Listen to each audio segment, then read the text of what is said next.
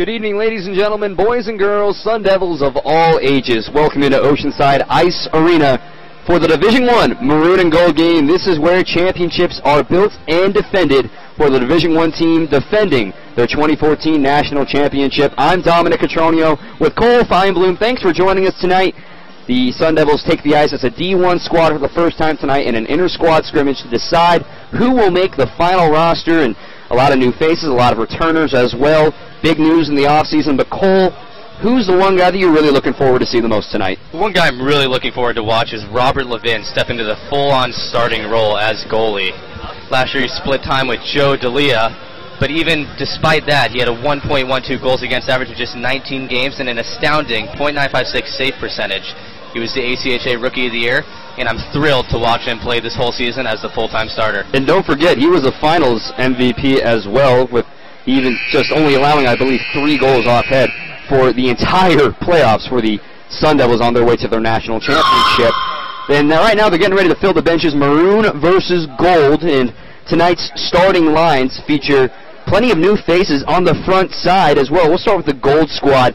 Connor Maley, one of the first recruits that Coach Powers was managed to get this season. He will start on the left wing. The center for the gold will be Ryan Belanger, the huge D1 recruit that, or rather not recruit, but transfer from Northeastern that Powers managed to bring out to Tempe. He is centering for the gold, and on the right wing it's Patrick Udez, the only returner on the starting side for the gold.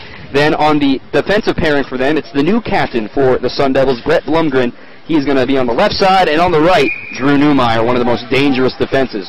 And for the maroon, the starting sides go Sean Murphy in the left wing, Mac Barden, a new guy in the center, Ryan Ostertag on the right, and the defensive pairing is Ed McGovern and Connor Schmidt. We are underway from Oceanside for the Division I Maroon and Gold game. It's back into the defensive zone of the gold, handled a nice stretch pass over there to Maley. Now he goes across ice as well, into the offensive zone, back over to Udez. He can't get the flip on it. On the far side, the defense, McGovern and Schmidt working against, now behind the cage. Maley fighting around. Nice hit there from Schmidt, or rather that is McGovern who laid the hit. Number 19 behind the crease now. It goes back towards the slot, but back up to Blumgren. Down low now on the near side of the boards, across. Over there, that was Newmeyer. He brings it around the boards, and it's still rolling. Maroon hasn't had much possession so far. It's been all gold in just the first minute. Udez in the far corner, back again behind the crease. Gold in pursuit. Nice defense by Schmidt as well. Nothing going on there. Now Tempe on the ice. Alex Tempe, one of the returners from last year's D1 squad, and it'll be a minute shift. The new line comes out. Some excellent sustained pressure there by the gold. Maroon wasn't able to change, and the forecheck was extremely heavy. That's what you look for early on in the game, this heavy aggression. Now Maroon taking their time with their second line out there. A good pass up ahead to Sean Murphy. He stays out of the ice on the left wing, taking it all the way up, and sends a wrister save there. The goalie is Robert Levin, last year's MVP of the finals and Rookie of the Year. Now it's back. A mistake by the gold. Back up top to the crease, and that was barely kept in there by the defenseman. And now defense, a good steal there, coming back around. Burkemper, he's got plenty of space.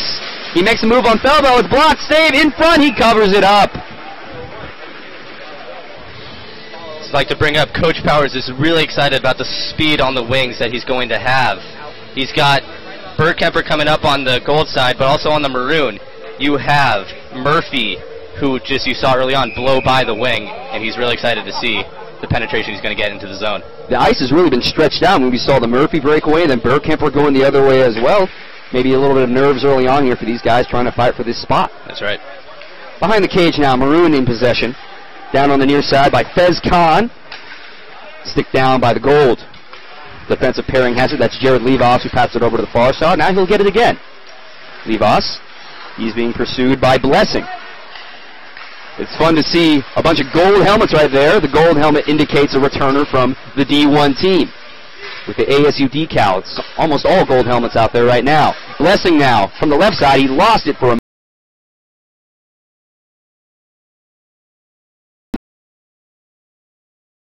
nearly hit by Rivard. Now it's tossed up ahead to Blessing again. He drops it off for Levos, who tried to find Tempe. Instead, he'll have to take it off the boards. A pass ahead across the red line. Gold goes for a change. Maroon already did. They have their starting defensive pairing out, but we have an offside call on the Gold. Early on, you see both teams being extremely aggressive, both on the forecheck and then coming up on the breakouts. They're entering the zones with ease, but getting tough penetration as the backlines are standing strong against this tough pressure. Neutral zone face-off, favoring the Gold offensive zone. Still no score, just under 3 minutes into this Maroon and Gold game. Brett Blumgren, he'll dump it in, and there goes the Gold. Feldall came out of the crease, and a little bit of contact behind the net. Going back over for it is McGovern on the far side of the boards. It pops up high and out of the offensive zone. Icing waved off. Blumgren, he whipped on the first attempt, and it's kicked down by Kota Engbar, one of the D2 stars from last season, getting the shot up here with D1. Engbar getting abused by Blumgren. Now it's repossessed by the Gold, sent forward by the new defenseman, Jacob Weissman. Now up ahead, this is the third line out there, Ryan Francis. Behind the cage was Chisholm. Francis surrounded by a couple of Maroon players. McGovern, one of the defensemen. Still waiting for it to come out, and Schmidt will take it. Can't miss Schmidt with the red and blue decals. Obviously, he hasn't been able to get acquainted with Maroon and Gold decals.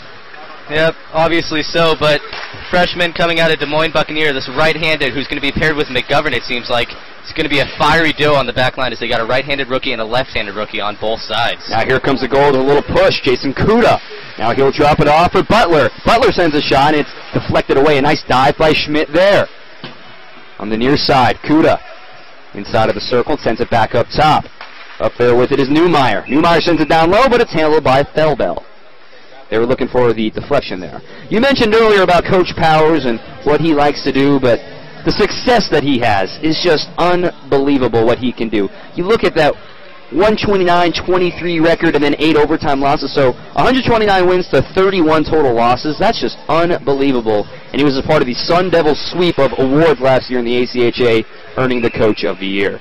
And it just helps out his recruiting class as well. It just proves that you got Ryan Belanche coming from a top-tier NCAA Division I team in Northeastern, coming down to ASU. He just wanted to play on the frozen pond in the desert. Coach Powers is away with the players, it seems. And Coach Powers, I mean, this is home to him. He was even a journalism student at the Cronkite School, but also he was a goalie. He's on the Hall of Fame for the Sun Devils, and he gets to come back here, coach his alma mater, and lead them to their very first national championship, and now they get to enjoy the benefits of that, as well as the target that they get from trying to continue a title defense. And now a power play for the Gold, and immediately sent down by the Maroon. In the box, it's Gianni Mangoni. We haven't said his name really at all. Mangoni, a top recruit for Powers. He's been targeting him for a few years. Finally locked him up this year. Well, he's in the box, 2 minutes for tripping, and now the Gold's on the power play. Levos on the far side, try to sending it down low to Butler. Now they're tied up with Morgan. Back up top to Levos. He's got some room over to the left side of Newmeyer, and he sends it to him. Newmeyer sends it down to the crease. Almost mishandled. Back to Newmeyer. Down low and through the wickets. Butler now. Up top again, Levos. Still a minute 14 on the power play. Nice deflection there by the Maroon penalty kill.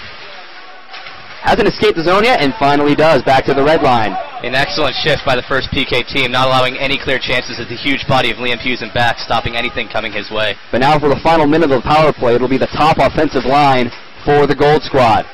But Maroon taking it up themselves. Sean Murphy, they've got their top line as well. Now on the right side, Ostertag. He has it deflected on his shot. Goes up to the netting, but it will keep the face-off down here. As you see the benefits of the speed coming up the wing again. Sean Murphy bringing it up on the penalty kill, getting a shorthanded attempt, and you can see why Powers wants to target these speedy guys on the wing for chances like this. And that was shorthanded with Murphy and Ostertag just blazing up the left and right side respectively. They're centered by Belanger. Now it's handled back in front. A little chaotic for Levin, but he handles it no problem. Far side now. Handled by the Gold. That's Udez. Man falls on the ice. Still behind the cage. Still 23 seconds left in the power play. That has Mangoni in the box for tripping. Schmidt over there trying to get it out of his zone. Sent back up top. Kept in by the defenseman of the Maroon. But now here comes a shorthanded chance. Ostertag sends it over to the left side to Murphy, but just out of his reach. This will likely kill off the rest of the penalty, though, as Schmidt will take care of it. But Murphy was there from Cary, North Carolina. That was a fantastic penalty kill for the Maroon team. Despite having a long first shift, they blocked up the lanes, clogged up any passing zones. And here comes Maroon full strength. On the right side, that's Mangoni, who came right back out of the box. Now a wrister from the left side. That was Liam Hughes, who was in the D2 scrimmage last night. He gets a shot to show his skills tonight. But here comes a goal on the counter. Cummings, he drops it off for Udez. Across to the left side, Burkhammer backhanded. Felbel, what a save! That's a beautiful play by the goal team, centering a pass, but Felbel with a great extension, blocking up any low shot. I'd like to bring up Ryan Ostertag again, who broke out in the second half of the season last year. Basically, right after Thanksgiving, just went on a tear, and coming into the playoffs could not be stopped. So this year it's exciting, as he has some experience heading into it. Offensive zone face-off for the Gold. Still no score in the D1 scrimmage. The title offense starts right here for the ASU D1 squad. Icing on the way, and they will call it.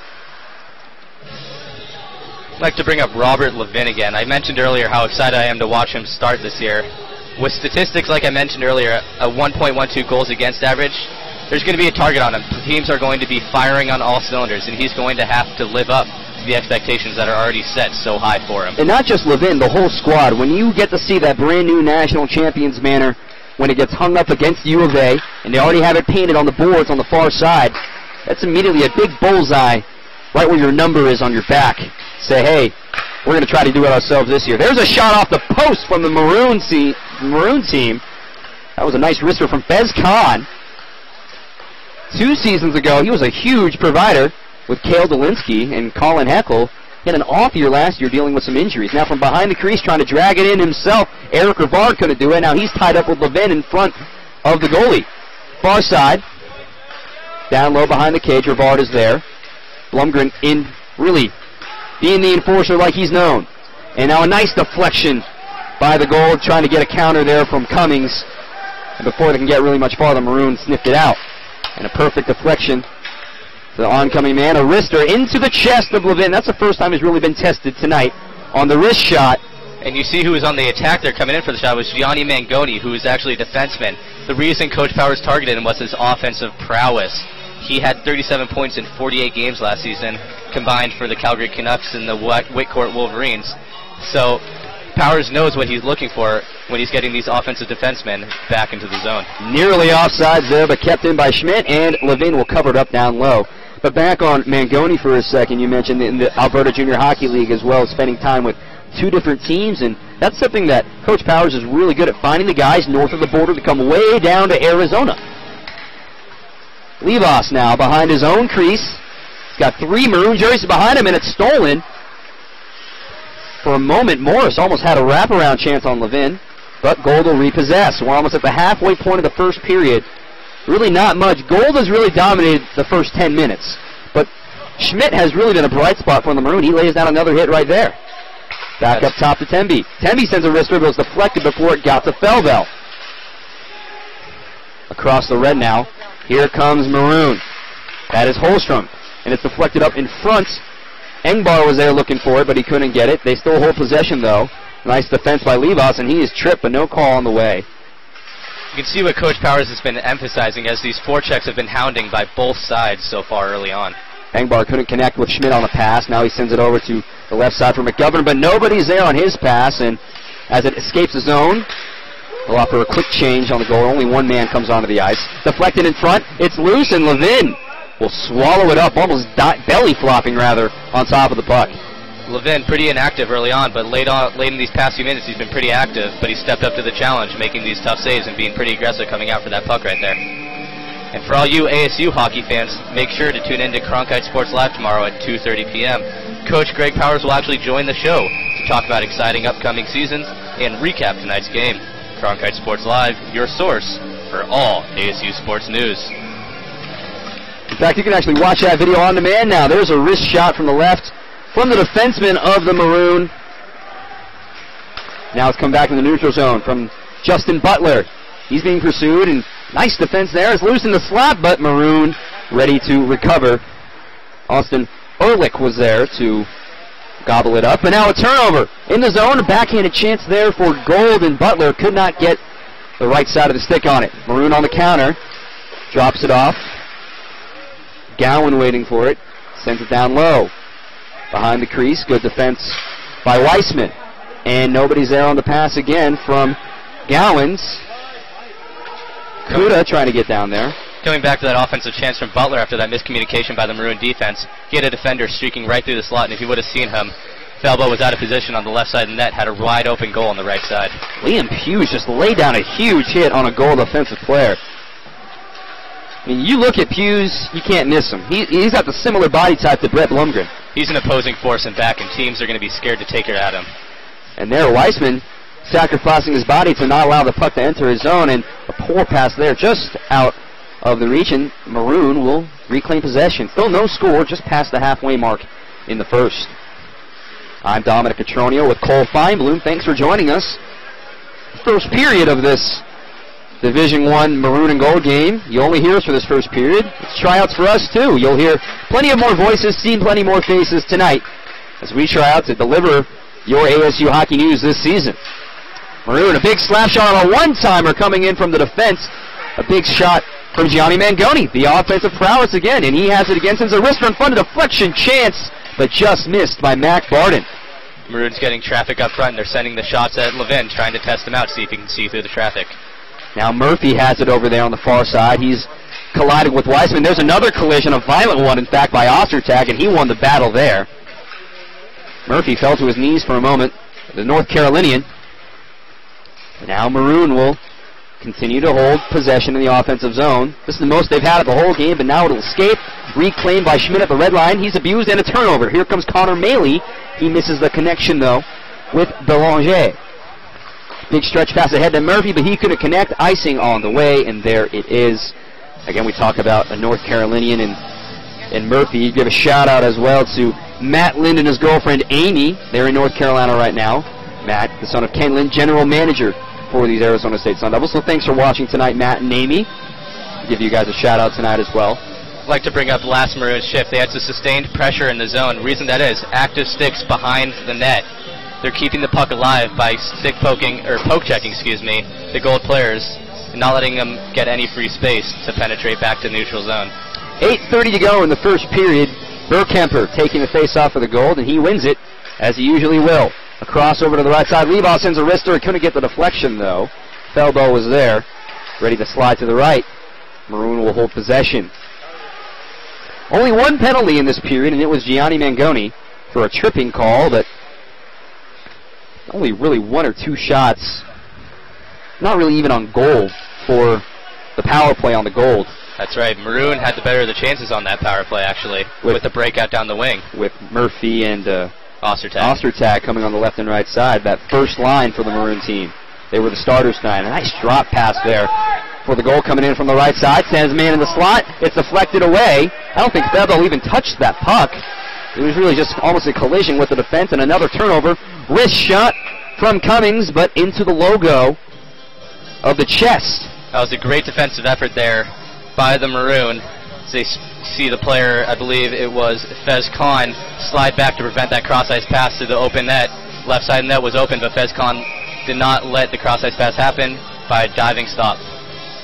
Khan was a huge part of the 2012-2013 squad. Provided plenty of points.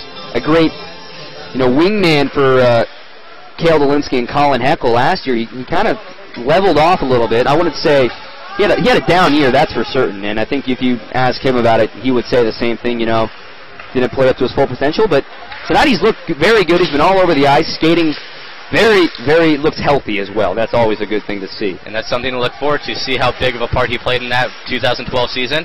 Coming up, trying to repeat as champions. If he can play up to his full potential, that's just another weapon other teams have to worry about. Now here comes Maroon, the 3-on-2. Now coming back on the left side. A backhand. What a save by Levin. Excellent stretching abilities by Levin. That's just one heck of a save. It was Rivard who came in streaking, tried to get the backhand in the slot, but Levin, great stretch of the legs, just stealing it with the right leg. Levin with the Jonathan Quick-esque flexibility there, reaching all the way back to the right post to make that save. I'm surprised it took that long to get a Jonathan Quick reference in for yourself. I mean, had to wait for the opportunity, but put it in there somewhere. And here comes an icing on the gold. Myself will be Kerry Leighton. Those Stars. 6:38 to go. No score here in the first period. Your first impression so far from this D1 squad taking on each other?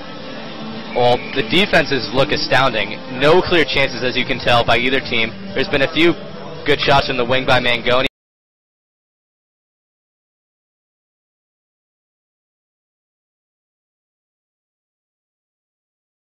Murphy coming down those sides. We're excited to see how it plays out this year. And remember, these guys are playing against each other. Imagine these guys on the same squad. That's right. You got guys on the fourth line who could easily be starters on the front line of multiple teams in the ACHA. Dumped in there by Schmidt after he kept it inside of the zone. On the far side, it's tried to be dropped off for Holstrom, who had won that face-off. Back up top. Try to get a deflection, and it'll hop over the glass and off the netting. The new face-off on the far circle. And that fourth line was really the reason why the Sun Devils won the national championship. They scored almost all of the points last year. That's right. You always got to depend on their fourth line. Sometimes team discount who plays on the fourth line, but they're usually big point producers, and it's never out of the question what they can produce coming into a new season. Neutral zone face-off. Almost a stalemate there, but Maroon will hold possession. You know, last year it was that fourth line, like we said, in the playoffs that got them to win, and a friendly deflection there from the Maroon to get it into the slot. Hang on a second here, something developed. McGovern has it stolen, or rather Weissman does, and this is the fourth line right now for the Gold, and it's handled up ahead by Brady Morgan, and he tried to send one in on Felbel. He leaves the crease and goes to retrieve it, sent back in by Kuda, loose in front, but waiting for it was Engbar. A couple of D2 guys here getting a shot with D1, but the fourth line, it was a quote of the year. You could see Coach Powers, and even after the game, fourth line, everyone's screaming, fourth line. They just keep on scoring. That's right. They're usually the energy guys who come in, give you a boost of energy, throw a few shots on goal, but, I mean, it's amazing to see how much talent and how deep this Arizona State team truly is. On the far side now, over there, that's Mangoni again. See, he's not afraid to get physical as he falls to the ice there, taking on bodies much larger than his. It's pickpocketed there by Schmidt, and now here comes Maroon. They had numbers, but they opt for the change instead. Coming in quick here is Gowans, loose in front, and they try to wrap around. Could not get the connection onto the goal. Now a shot off the mask of Levin from Schmidt. Say, hey, you guys talk about Mangoni being a offensive defenseman. Don't forget about me. I mean, Schmidt's the big offensive producer, it seems, right now for Maroon. Coming into the zone, taking it all by himself and throwing shots on net, giving clear chances for the Maroon. Here comes Udez, a full head of steam. He sends a shot, but it's deflected away. To the right side on the far side, Maley for the goal is there, but it escapes the zone. Levos trying to knock it down. He does. Sends it to Tempe. Tempe up ahead now. Back to Udez. Tries to deke out of the way. There's three men colliding with each other. Now it's into the zone. Levos tried to take it up as the defenseman. Yeah, we've talked about the play of Levin, but we can't forget the play of Lucas Felbel, who, despite being a third man last year, still had a pretty good save percentage, and now stepping into the clear backup position. He'll get in every third or fourth game, and it's going to be interesting to see how it plays out now, stepping into a bigger role than it was last year. And also, I mean, he is also a freshman, just as Levin is. A sophomore now. He came into his freshman year last year. So, I mean, tough luck when you have to go up against the Rookie of the Year for your starting spot, but hey, I think he understands his role, and it's always great to have that number 2 guy be near equal to the number 1 guy. That's right. It always helps to know if Levin or whoever your starting goalie is having an off day. You could always put in a backup who's probably of equal skill, and it could always take care of the game for you. There was a chance in front, but now coming in is Levos, but it's deflected, and here comes Maroon. They have 3-on-2 chance here. From the far side, it's dropped off. Now to the left again, in front of the slot, a shot, a save! It's still loose in front, and another save by Levin. He covers it up with the right leg. That was an absolute beautiful tic-tac-toe play by the Maroon coming into the zone right there, giving great passes back and forth, but again, Levin stands up strong, spreading the legs and just blocking any chance into the net. It's funny, the goal horn sounded That's how close it was to crossing the crease. But hey, Sun Devils, there's only one spot for all of your ASU athletic news, and that's CronkiteSports.com. Extensive coverage for football, hockey, basketball, baseball, softball, and many more. CronkiteSports.com, home of your ASU hockey broadcasts and your Sun Devil athletics news. Just under 4 minutes to go. No score. Maroon and gold. Division I talent on the ice. Into the neutral zone now. Hughes sends it down here to McGovern, who will dump and chase. A backhanded stab there by Murphy. Down there, Ostertag in pursuit, but he has it pickpocketed by Cooney. You haven't seen the dump and chase tactic used by either team very much this game. They've just been carrying it into the zone. Maybe Coach Powers wants them to switch it up a little bit, change to a different strategy, try and get more chances on net. Now here comes the gold. Chris Burkemper. Again, a dump, and there goes Cummings to retrieve it, and there's a collision, and Cummings wins that one with Hughes. Cummings just absolutely stepped into Hughes. Two huge guys on the ice. Hughes got laid out. Nonetheless, no Maroon with the puck. Murphy tried to feed it to Ostertag in the slot, but just a bit high and wide. Now here comes Gold on a counter. Cooney from the left side. He's a right-handed swinger. Now down in front, Burkemper just out of his reach. It's touched by Weissman to keep it inside. Now over to Blumgren. Bit of traffic, and it does not come free. Nice save there. Just shows the great stick handling for the big body by Blumgren. Now it's loose in front of the red line. Weissman there, a nice drop-off. Here comes Cooney, a 2-on-2, working against Hughes. It's loose in front. Feldel dives, and he covers it up. Hughes saved that play as a late shift for Maroon. Came out with an odd man attack for Gold, but the big body of Hughes again, standing strong, not letting anything develop for the Gold squad. You can see, I mean, the blue stockings with the blue and orange decals on the gloves and a white helmet. This guy wasn't here last year. The gold helmets tell you they were. It's good to see some different colors out there trying to give it all they got for Powers and show them what they can do on this team. And it's great to see some new faces on the ice. There's a deflection chance in front. It was originally sent by Blumgren and tried to get knocked down by Kyle Bowen. Now it's loose in front again. There's a shot and a goal. Kyle Bowen in the slot. He got a loose puck and just snuck it over the right shoulder of Feldel. 1-0. Gold strikes first. Finally, the Gold squad gets some pressure up near the crease. Feldel can't handle the first shot. Couple rebound opportunities and finally put away. It took a little bit of time, but the Gold squad finally capitalized on a big opportunity and a big rebound, let alone by Feldel. Big mistake. 1-0 Gold. So finally, it is broken through. But if you were able to tune in last night for the D2 game, we should expect a chess match tonight. That ended in the final 3-2 for the Gold, but it was, I see what you can do, but I can do it better. It was back and forth. That's right, and Lucas Kuda, who's playing, Jason Kuda, who's playing this game, had 2 goals last night. See if he can step up and impress Coach Powers again on the D1 game. Now Maroon holding some possession in the final 2 minutes here. But it's stolen by Blumgren. He sends it forward, tried to make a connection with Francis. He manages to keep it down, though. He enters the zone. Now in the far left corner, a little scrum with Butler. Butler's been all over the ice as well.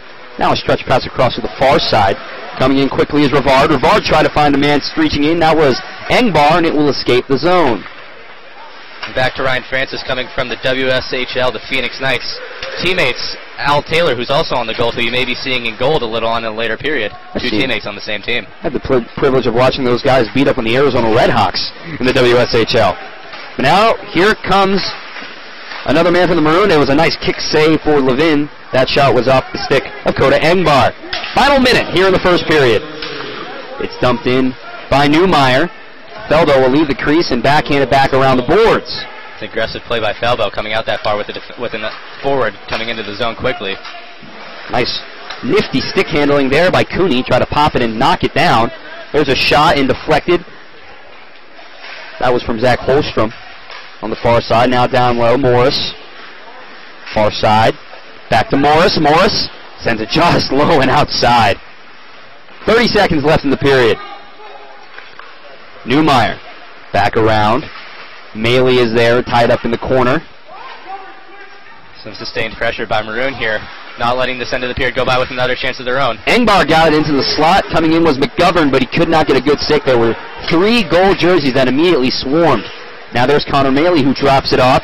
Coming in quickly is Belanger. Belanger working against Schmidt. Two new guys, and now a whistle. In the closing seconds, Belanger with some activity penetrating the zone and draws a penalty from the Maroon team. Interference call.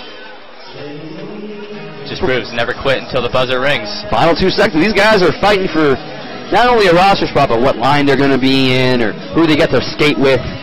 And that's what's so great about this game. You see the intensity these players have, like it's the ACHA Finals.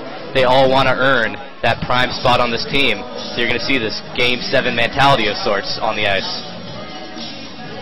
So the 2 minutes are up on the clock, but I think they're asking for a little more time on the clock maybe.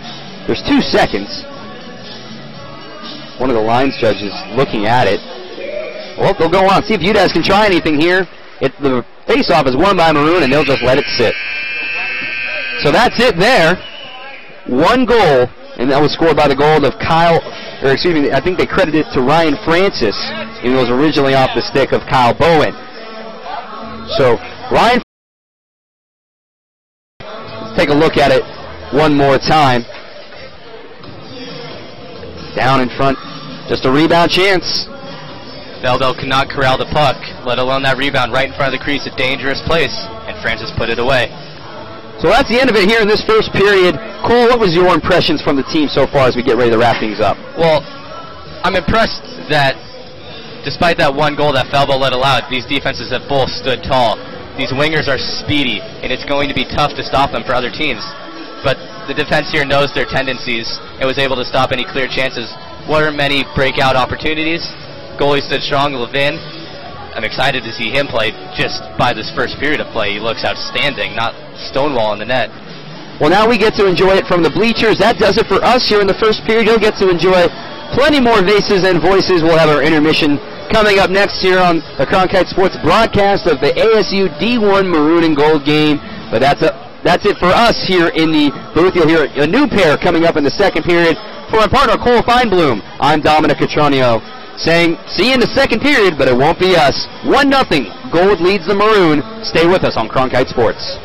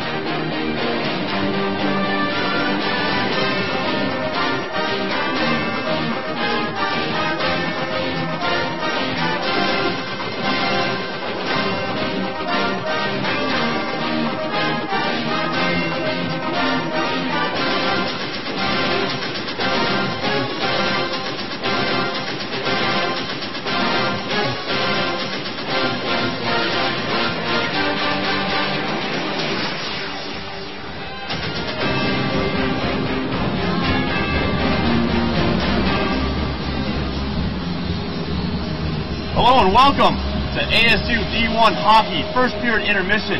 I'm Tyler Lyon alongside Zuriel Loving, Nicole Chosky. Guys, we saw a pretty exciting first period of play so far. What did you think about the goal team's performance? They looked pretty dominant. I thought that the goal team was really strong. They came out very aggressive, and they seemed to control the puck the entire time. I was very impressed with their play. Corey Chisholm had a couple of good hits that I felt really showed the domination of the Gold Squad, and I was really impressed by their play. Yeah, like you said, they definitely had majority of the puck time, and they definitely put it through there at the end. Yeah, the goals early on in the period were not a lot of plays they should have scored on. To be fair, we can't discredit the Maroon squad. Belbo had an amazing period behind goal. What did you guys think of his performance? He definitely stopped anything that came at him, and he was not afraid to get down and dirty on the ice and stop anything that was even close to him. I agree. Belbo was truly dominant. He stopped many of the goals that were going to go in. If not for him, they would be up by a vast margin. I felt that he could have done better at the end. They allowed that goal with just 2 minutes left, but you spoke about getting down and dirty, and that's exactly what Maroon has done. They've been very aggressive. You talked about a couple of hits that we saw towards the beginning of the period, such as that Gowan's hit after the power play. It was just really, really aggressive play by the Maroon squad. Definitely some physical play by the Maroon squad. You mentioned that Gowan's hit. It was very important from the Maroon. Do you think that the Maroons should be able to capitalize on that physicality throughout the rest of the game in order to come back and maybe get back into this game? I definitely do. Their physicality will prove to be the deciding factor. As long as they can continue to be aggressive, they will be able to convert and get some of those points that they need to score and win this game. Exactly. They definitely do not hesitate when it comes to getting those blocks on and chucking them up against the boards. And they get that puck, get it down, and they should have no problem getting back in this game. Definitely. Well, you saw it here. Ryan Francis with a goal. About 2 minutes left in the first period. We have ASU Gold Squad 1, Maroon 0. That's all we have for you. Stay tuned for second period action. I'm Tyler Lyon, Zuriel Loving, Nicole Chosky. Thank you very much.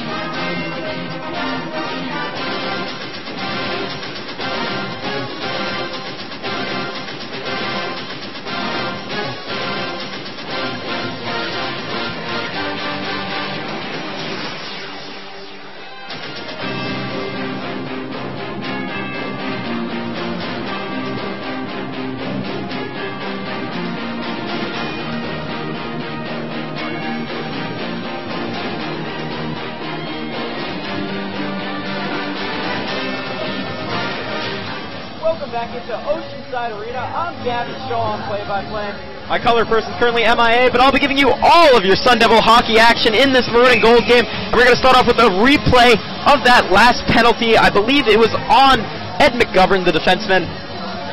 You see him going in, getting the ball, going towards the net, loses the puck, and then hits the defender right in the face. That's a double minor. He's going to be out for about 4 minutes for now. Score is 1-0 Gold in the lead, and we return to play. Currently with the puck, Mangione passes it up to the other side. That puck just avoids being iced. There goes Jared Levos with the puck, pushing it up the ice. This Gold team has been fluid all night with the puck. Oh, we have some action on the boards there. And it's going back. No, it looks like Maroon is going to maintain possession. Back to Gold. Pushing the puck is Belanger. Belanger off the 47, fires off a shot. That was Units, couldn't quite get it off there. And puck going behind the net, pushed along the boards. There's Levos with the puck. Levos has it. Pushed away, nice defense there by Mangione. And the puck is pushed back up, right past the neutral zone. Oh, and it is going to be held for a face-off. Nice work there by the goalie. We're going to have a quick line change before that face-off. And really, so far, you're seeing a lot of action from Jared Morris. He's been effective all night. He just checked into the game.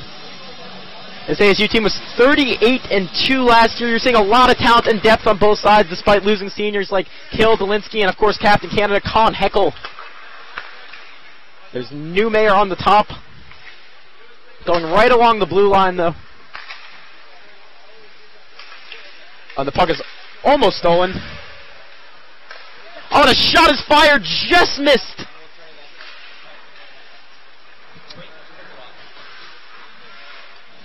The puck is swung into the neutral zone. Nothing too dangerous there.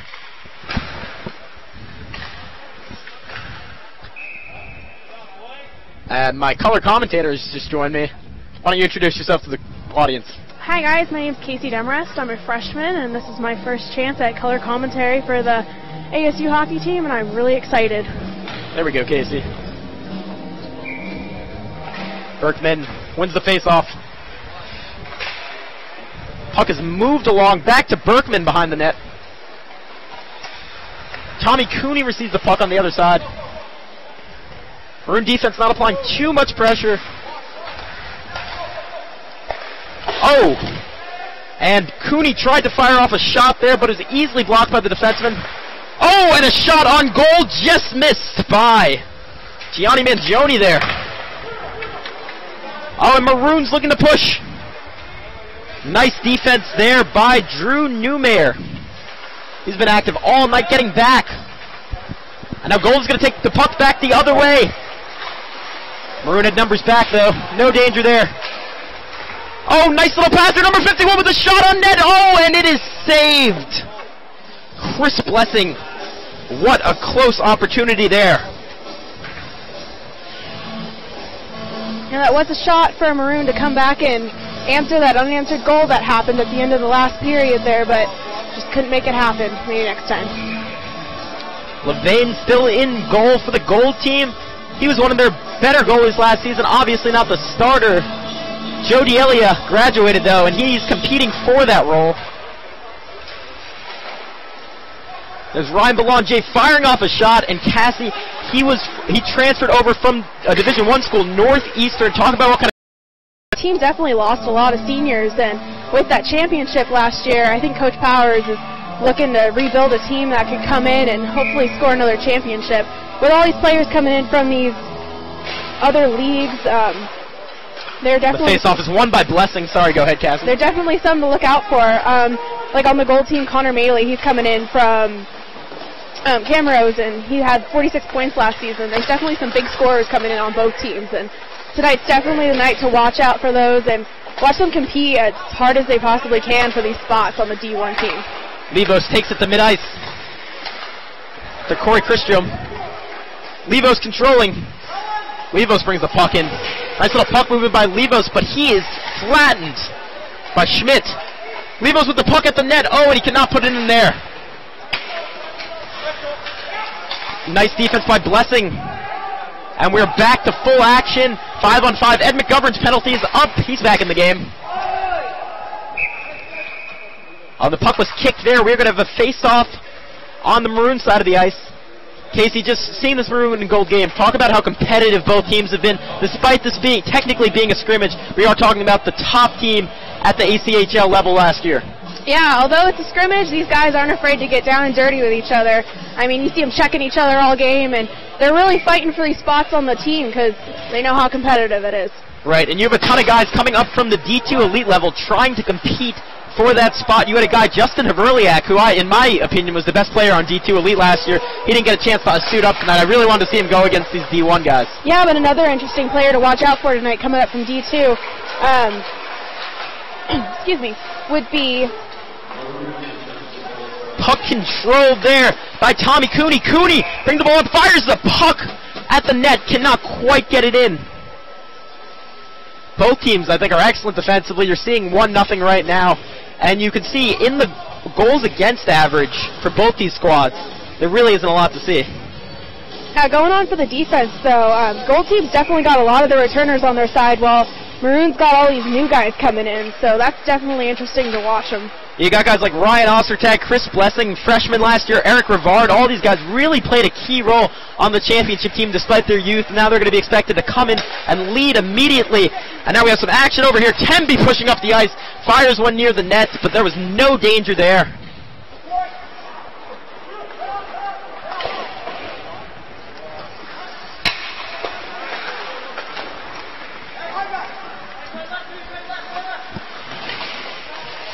And we have some action going on the gold side. Puck's going to be moved up. Oh, no go there. Way to lay out there for Bumkemper. And we're going to have a quick break. We have some upcoming games coming up for you guys. September 19th and 20th, they have a series against Niagara, followed by Westchester on the 26th and the 27th, and then against rival Minnehaha State, October 3rd and 4th. That was a team that gave them a lot of trouble last year. Those are your upcoming games. We are back to the action, and a face-off is won by Maroon, controlled by Schmidt. He's a young up-and-comer on this team. Didn't see a lot of action last year. Schmidt trying to clear it out of the zone. Instead, Connor Maley, and you kind of talked about the impact he's going to have. Yeah, Connor Maley coming in with a lot of points. Coming in from the AJHL League out of Alberta, and hopefully he'll do some good work on the offense for the gold team this period, and I'd like to see him play on the D1 team all year. And you saw Ryan Francis lurch for the puck there, and Francis had that goal earlier in the first period. It seemed like we weren't going to, it seemed like a strong possibility, Cass, that we weren't even going to get a goal today the way both teams were defending. But really in hockey, what it comes down to is who makes those plays in front of the net. Francis was simply more tenacious than the defense, and he was able to get one in. Yeah, I wasn't expecting anything to happen at the end of that first period there. Oh, and we had a shot there by Francis again, trying to go for 2 on the day. He was almost 2/3 of the way to a hat trick there. Francis couldn't quite get it by the goaltender, though. And instead, we're going to have a face-off.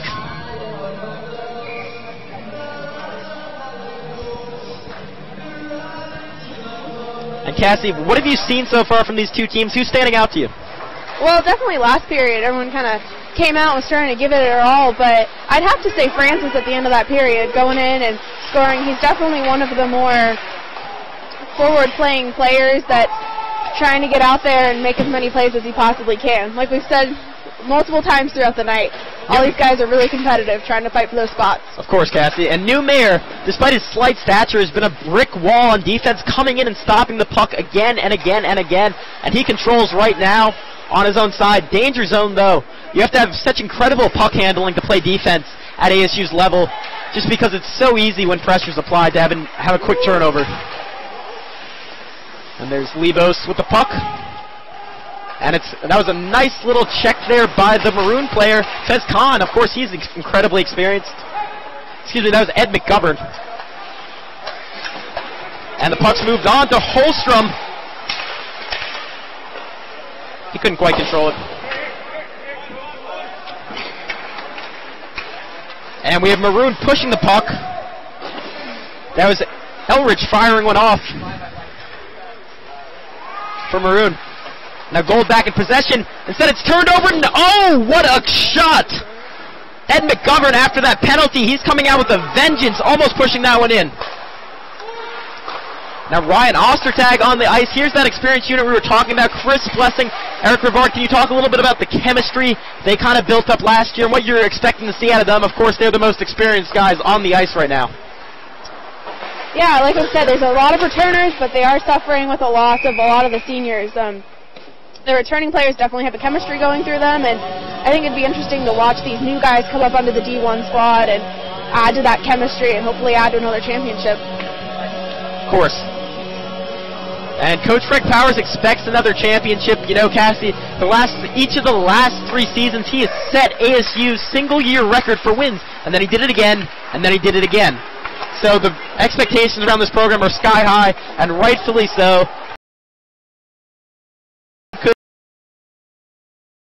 Fortunately, they don't have to. And even despite these guys not really getting scholarships, it seems like they're consistently able to recruit mostly the top players in the country. Getting someone like Belanger from a program like Northeastern really shows how far this team has come. On a shot fired off there by Belanger. That was Mangione, and we just talked about how good he's been. Puck moves along the boards, but it's stopped by the Maroon team. It's Jacob Wiseman controlling.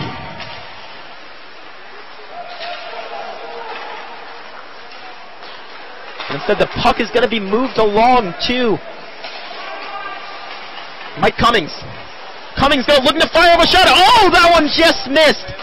Beautiful kick save by the goaltender. And now Maroons pushing back the other way. Nice little pass ahead to Mark Barden. And again, Newmeyer stops the puck. But it's Rivard controlling. Rivard really stood out last year as a freshman. He had a minor injury early in the year, came back and really contributed to the team. Maroon content to just keep the puck on their own end.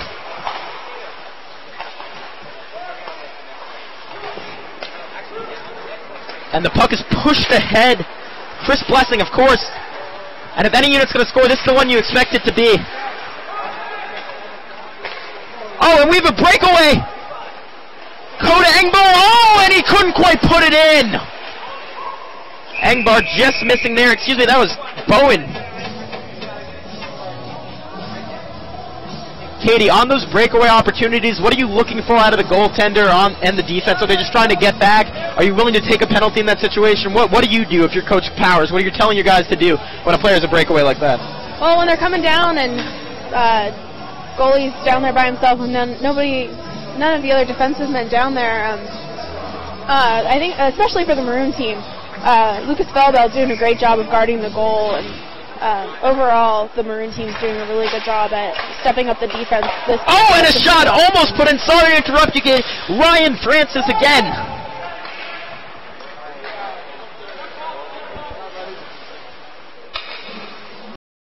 This has been incredibly opportunistic, trying to give the Gold team a 2-0 lead. And Bowen kicks it up the ice. Instead going to be pushed back up. That one went high up into the air. And we're going to have a couple of lineman switches. Checking in. Tommy Cooney for the Gold team. And on the Maroon side, we have Morris and Engbar coming into the game. You know, Engbar's an interesting story to talk about. He was on the ASU D2 team last year, and he played in the game last night, and I'm really excited to see that Powers pulled him up to the D1. He stayed here all summer to train and toughen up to join up to the D1 squad, so I'm excited to see if he makes the D1 squad. He definitely deserves it. Of course, Cassie, and anyone watching just saw Levos go around the net, and we're going to have a replay right now currently a 5-on-4, Gold with the advantage. And of course it was Kyle Bowen breaking away and just missing the shot. What a beautiful glove save by the goaltender. And now we're all back in the action. That one hit the net. Yeah, Bowen's been really someone to watch out for. He's incredibly opportunistic. And when he gets the puck and has a little bit of space, Cassie, we've seen it time and time again, he's able to use that speed to create separation from the defense. He's in right now, and he's the guy I'm looking out for. Just if he gets the puck in open space, it could be a goal any time. And Bowen with the puck right now. Speak of the devil. Sun Devil, excuse me. Sorry, that wasn't very clever. Justin Butler moving the puck in front of net. Butler gets it back. Butler going to fire on net. Oh, instead setting up his teammate, but the goaltender pushed the puck out of the area. So Robert. Oh, and a big shot. What a slapper there. By who else but Bowen. Woo! And the goal team is loving it. Almost a breakaway there from Morris, but he completely lost control of the puck. Instead, it's Engbar controlling. Off to Hoban. And now Gold is pushing. Oh, what a close shot there. Justin Butler. Who else? This line has been opportunistic all night. He's going to get another shot at it. Oh, trying to set up his teammate, and he can't quite do it.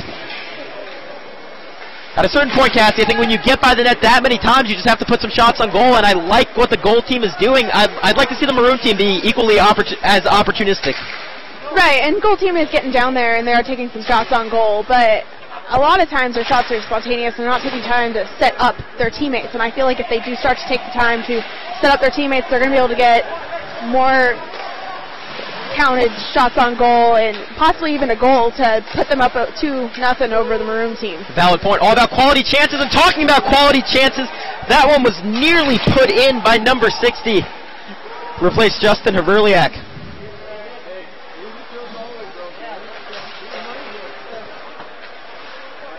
And now we have the Gold coming right back up the ice. Oh, and puck lost again. Maybe someone buttered the puck. I don't know what the point would be. There's already ice here. Lost complete control there. And Gold will comfortably control on their own end. Content for clock to wind as long as they have that lead. And that was one thing I really loved about this ASU team. Greg Powers would stay on his team to push leads. You remember that at one point this year, I believe the final score was 8-2 in one of the games against U of A. This team continues to push and continues to punish overmatched opposition. We're going to have a couple of line switches coming in right now. Cassie, what are your overall expectations for this team on the season? Of course, last year, 38-2, national championship. They lost Coach Powers' first senior class. I really thought that was the heart and soul of the team in a lot of ways. Obviously, he's recruited incredibly well. What are your expectations for the year? Yeah, they did lose a lot of heart and soul of the team. A lot of players did say that. Like I said before, my expectations of them are very high. They've got good chemistry, and I think they're going to be able to build another great team with great chemistry. Powers is a great coach. He knows what he's doing. He knows how to win. Definitely agree with you there, Cassie. We saw Coach Powers on Cronkite Sports Live today, and he really spoke of that chemistry and how much will that senior class had. And now we have the puck moved up the ice. Oh, it's going to be passed in. Oh, pass put on net there. Cooney couldn't quite control it, though. But instead, Cummings is going to recover the puck. Oh, and he throws a shot on net. If there had been a oh, and another shot thrown on net. These guys are too quick for me to even speak. Literally moving the puck faster than the speed of sound, or at least my sound. Gold getting opportunity after opportunity. Oh, and the goalie couldn't quite control that one. Levain's played an excellent game overall, but he has to be able to control the puck, and he removes his mask there, showing how much stress he's been under. Yeah, Jordan Gluck's doing a great job this period with protecting that goal and helping to not let any more goals come past from the Gold team. And for all of you ASU hockey fans, make sure to check into Cronkite Sports Live tomorrow at 2:30 p.m. Excuse me, that Cronkite Sports Live was on today. This is flawed. I would still highly recommend you check it out on YouTube. Coach Greg Powers was on, and he joined to talk about the exciting upcoming season and recap last night's game. Along with talk about tonight's game, he made some valid points about what he wants to see in the D1 team.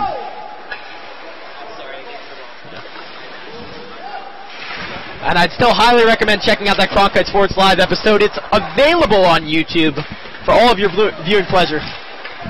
Speaking of viewing pleasure, we almost had a breakaway there by Holstrom. That's a great hockey name if there ever was one. I like that the Maroon defense is definitely stepping it up this period. You're definitely seeing the puck out of their zone a bit more, and the goal team's got to step up their offense a little bit. And Levaine's been fired on all period, but he's yet to break.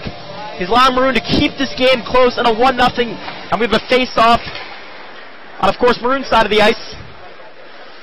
Gold wins.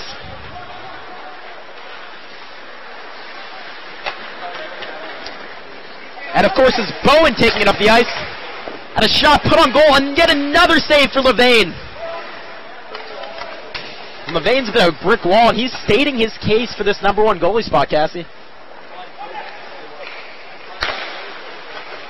Oh, another shot put on goal. Nice glove save. And I really want to see more out of this Maroon defense. Gold's been getting chance after chance after chance. It really looks like ASU against, frankly, almost any other team in the country. But you assume during these Maroon and Gold games when they're scrimmaging amongst themselves, we're going to see something better on the defensive end. It's a little bit concerning for me. Definitely. Even though it is a scrimmage, they definitely need to step it up throughout the rest of this Maroon and Gold game, because this is who is going to be the D1 team for the Sun Devils. And there was, who else? Coda Engbar, almost putting one in. He's incredibly scrappy in front of net. And Levaine's just been fighting. Yeah, Cassie, I think that's the duality with scrimmages. You always, whenever you see something good, it inherently means there's something bad for the team, because of course they're playing amongst themselves. And as a fan, it's almost stressful to watch. I can empathize with anyone looking at this. You want to see you guys do well, but that also means someone else is doing poorly. So almost you don't know what you're seeing. Essentially, Cassie, what I'm saying is I'm ready for the season to start. Same here. I'm excited to see these guys get out there and start chasing another championship. Of course. And it seems like Gold's won, I'd say, a solid 70% of the face-off this period. Let's see if it continues.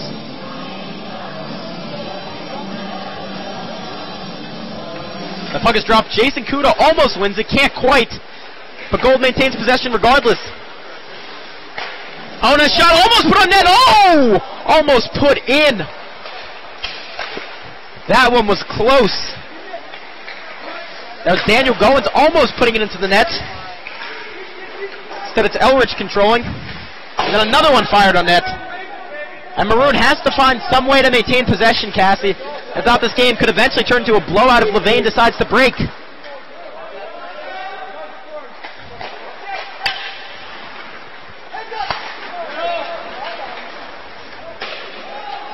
And finally, it seems like for the first, I'd say for the first time in a couple of minutes, the ball's in Maroon territory. Excuse me, the Gold territory. But Maroon's controlling.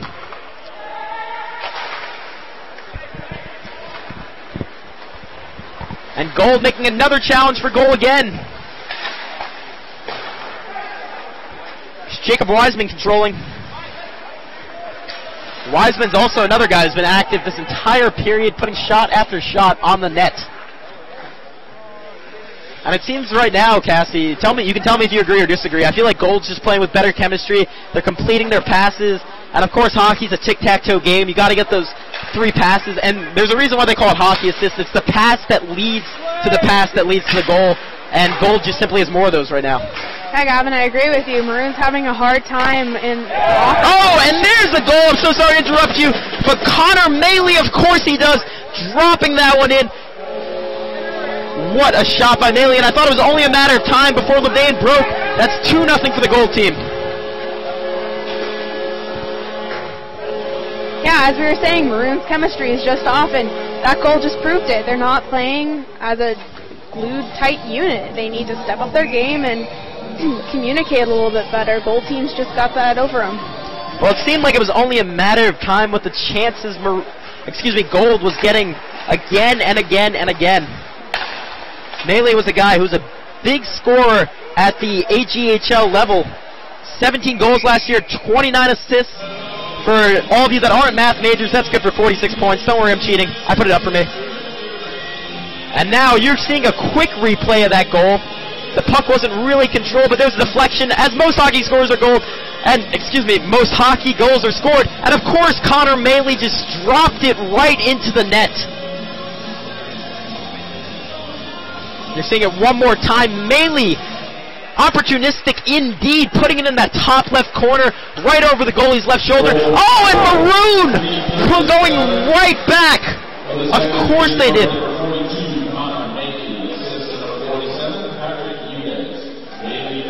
That was Maley with the goal for Maroon. Now I'm not quite sure who scored on the other side. Got my sides mixed up, Casey. It happens to the best of us. But Connor Maley scoring regardless. I guess I can just predict the future. What a shot there by Maley. Yeah, Maley's just showing himself off this game. I guess on both teams, apparently. Apparently so. Definitely fighting for that D1 spot. Coming in.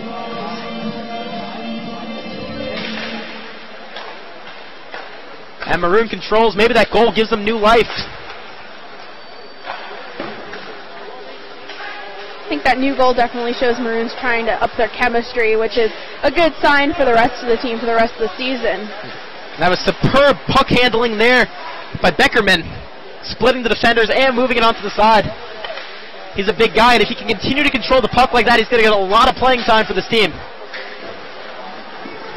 Oh, we potentially have a small little breakaway. Oh, if he didn't trip there, that could have been a shot on goal. Instead, it's controlled by Ed McGovern. And we have a tie game. McGovern.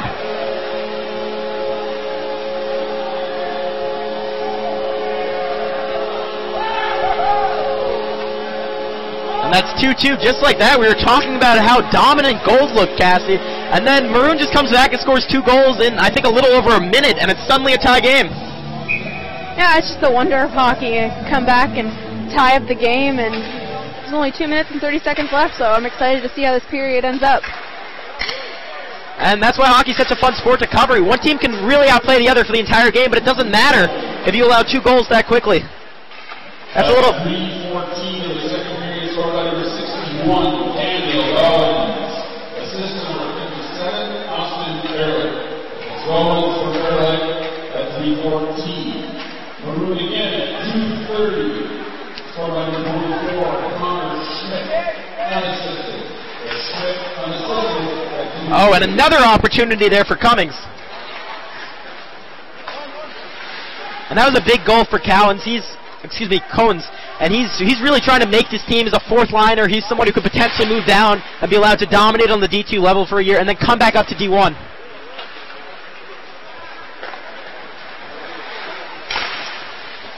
Puck controlled by Cummings there. Now it's Chisholm. Chisholm fires one on goal. Oh, that one was loose in front of the net. No one on goal to take advantage, unfortunately. Levo's controlling the puck. He's been around it the entirety of this game. At least I can only really speak for this period, but he's been there. Nice defense there from the Maroon squad. Schmidt playing on his knees right now and doing a good job of it. He broke through 2 defenders. Oh, and another one fired on goal. That could have been a lead right there. Fez Khan, always opportunistic. Anyone who remembered him last year, joyful personality to cover, and an even better hockey player. That one swung off the glass, almost a penalty there. Yeah, Maroon's really getting their stuff together at the end of this period as compared to last period where they were kind of just all over the place, but now they're protecting their zone and getting it together, and they definitely are... Cassie, I'm going to have to interrupt you for a second. Sun Devils, there's only one spot for all of your ASU athletic news, and that's CronkiteSports.com. Extensive coverage for football, hockey, basketball, I'm on basketball, baseball, softball, and many more. CronkiteSports.com, home of your ASU hockey broadcast and your Sun Devil athletic news. Yeah, Cassie, I really hate to do more advertising right now, but can't speak enough to the quality of writer on CronkiteSports.com. I really encourage everyone to check it out, especially if you're hockey fans. I think our hockey beat writing team, there's no other place to get better ASU hockey coverage. They're really passionate. They know what they're talking about. Oh, yeah.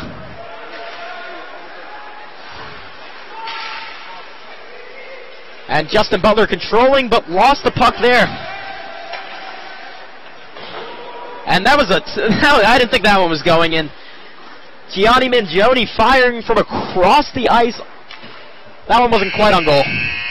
And that's the end of the second period. Cassie, it was a pleasure broadcasting with you. Let's wrap it up.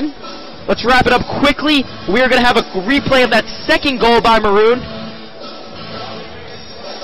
And ball bounced off the goalie, and an opportunistic Daniel Cowitz capitalizes, putting it right over the goalie's top left corner. And that's what hockey's really all about. When the puck is loose, taking advantage of those opportunities, getting the puck in the net any way possible. Doesn't have to look pretty. In that case, it happened to. What a beautiful slap shot by Cowitz. Someone who's trying to make the team. And if he consistently shows power like that, Cassie, I think he's going to be on this roster. Yeah. And Cassie, just give me a quick recap of that second period. Obviously, there were 3 goals scored. We were lucky. We got all the excitement. Well, what did you see? Who looked good to you? What impressed you? Well, the goal team came back and they upped their lead 2-0. And then one of the things that really impressed me was the fact that Maroon came in and scored 2 goals back-to-back. I was not expecting that after their performance in the first period. Right, I really thought we saw more continuity from the goal team. But then in hockey, I've said it time and again, but I'm going to keep reiterating it because I really think it's the one takeaway, at least, that I have from the game. One team can dominate for long stretches. We kind of saw in the NHL Finals this year with the Rangers and the Kings, where the Rangers actually were really dominant for long stretches, but the Kings won the series in 5 games, and it's the same thing in hockey. They're both hockey at this level. The goal team really controlled the passing. They had the puck, what it seemed like the entire period, and then Maroon just comes down, gets those 2 goals immediately, and it doesn't matter that goal dominated because the scoreboard says the score is 2-2. I feel like I made too much out of this, but I really think that's really the story of this game so far. It's an exciting period. Look forward to the definitely period. that. We'll come back for the third. This broadcast is courtesy of Cronkite Sports. Once again, I encourage you to check out the website, cronkitesports.com. Encourage you to check out the show, Cronkite Sports Live. We'll be back for the third period of this Maroon and Gold hockey game. Score at the end of the second, Maroon 2, Gold 2. We'll be back.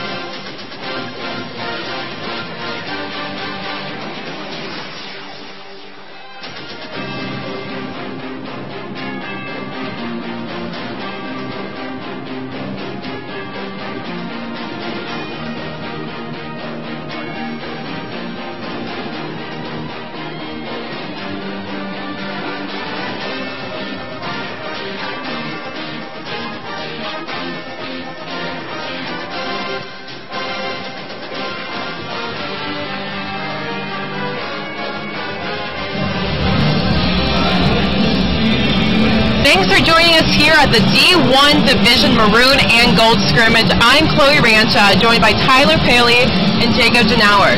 We're seeing some familiar D2 faces out on the ice tonight. How do you think they're holding up against their D1 counterparts? Well, to be honest, Chloe, I think that, the D2 players have really stepped up in this game. You've got players like Jacob Weissman who have stepped up. He's had a few turnovers in the zone, which have caused a few shots on goal in his defensive zone. But honestly, I think he's hustling. You've got Brady Morgan, who's playing the puck well in the offensive zone. So I really think these D2 players have really stepped up and competed well with their D1 counterparts. Yeah, the guy I've been watching is Jason Kuda, who scored 2 goals yesterday for the D2 team, and he's trying out for the D1 team today, and he's been pretty impressive so far. We've seen Maroon playing an aggressive game. We've already seen 3 players in the penalty box. How do you think they're going to finish this game out? Well, you know, I think their intensity really picked up in that second half of the period. When Gold went up 2-0, Maroon really saw a change in attitude coming their way. They realized that they were down and they really needed to step up. So I think the intensity is going to grow. They had a few hits, one of them on Weissman himself. So I think the intensity is going to only grow more in the third period. Yeah, I think the Maroon team really saw that they had to attack the net, and that's what they did. They're going to continue to do that because it was successful for them. And I think Gold will match with the same attack. Gold was in the lead 1-0. Maroon pulled out. They put it on the ice. They brought up the points. How do you think they're going to finish this game out? What do they need to do to set the score apart? Well, to me, I think that Maroon, as I said, they stepped up their intensity level once the score got to 2-0 in favor of the Gold team. But then towards the end of the period, there were a few shots on goal that I didn't particularly so I think that they're going to really need to go into that locker room. They're going to need to talk it over, and I think that, you know, they really need to focus on what they're doing out there, and they really need to have an attitude change and go out there and be a lot more focused than they were. Yeah, Maroon has to do kind of what they were doing in the second period more than what they were doing in the first period. They got to be more physical and definitely have to attack the net. Maroon, you're saying, should be more physical? Yes, Maroon should be more physical. They've been icing out the pike a lot. We've seen a lot of face-offs. What do you think? Should Gold step up to the plate and add to that aggression? Well, to me, this has been a very neutral zone-dominated game. A lot of the game has been played on both sides of the rink, but the neutral zone is really where most of the action is going on, which isn't necessarily good for either team. You want to see more shots on goal, although there have been a lot, and the goaltenders have really stepped up in this game. I think the neutral zone has been the main component of this game, and I think that there needs to be more shots and more execution by both teams. Yeah, the shots picked up towards the second period. I think the goalie, the momentum changed with the goalies. Robert Levin had a great first period, and he started to struggle towards the end of that second period. He's going to need to step it up if the goal team wants to win. We've seen some great goalie work out there tonight. How do you think, if the goal team should step up their goalie, does the Maroon team need to step up their goals as well? Yeah, I mean, Maroon team, it's kind of the opposite. They let up some goals in the first period. There was 1 goal, and there are a lot more shots in the first period. The defense played a lot better in the second period, but I think they need to stick to what they were doing towards the second period. I think they'll be more successful. Yeah, the goaltenders in the second period definitely stepped up. Once they switched out the goaltenders, I really think that they certainly stepped up towards the first half of that second period. At the end, you know, they kind of slacked off a little bit. It's a tie game going into the third period, but overall, I think a very good performance. If we see any more players in the penalty box, how do you think that's going to hurt the Maroon team? Well, to be honest, they're stupid penalties. The unsportsmanlike conduct going into the second period, that was a double minor, and that carried a 4-minute mark on that one. You know, it's stupid penalties like that you don't want to see from either team. So I think if they just calm it down, calm the intensity level down with that kind of stuff, but keep it on the ice and get a lot more shots on goal, then I think that'll bode well for the team. Yeah, I think the key is to avoid the penalties, because if they can stay at even strength, it's going to be an even battle with the tight matchup between the teams. Right.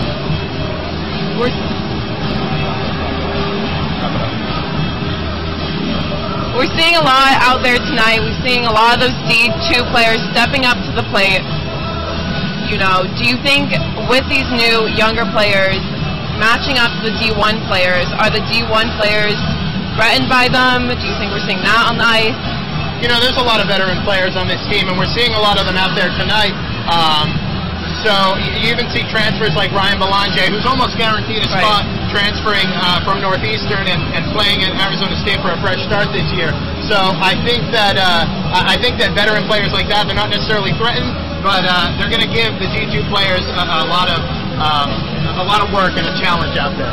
Thanks for joining us here tonight at the D1 Division Maroon and Gold Scrimmage. We'll be seeing you in the next period. I'm Chloe Ranshaw.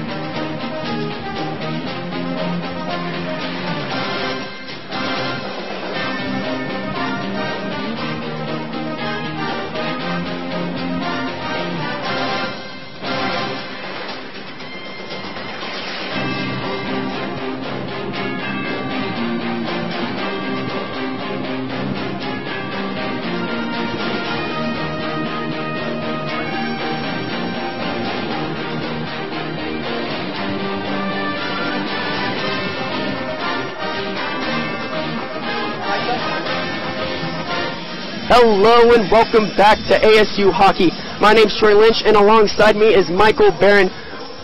And we're going to take a look at some of the highlights from the first game. Yes, it looks like a beautiful goal here.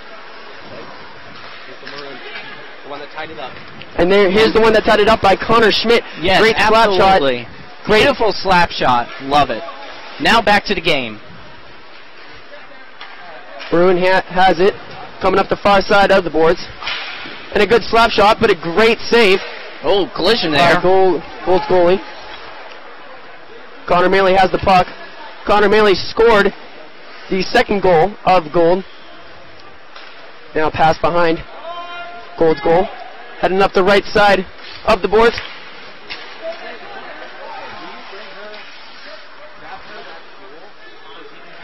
Maroon has it, coming near side of the ice. They got a 3-on-2. Ryan Ostertag, oh, and a great shot. Oh, almost deflected into the goal. That was Ryan a close Ostertag has the puck back. Oh, but Gold does a great job keeping Maroon off sides. And he sends that across the boards.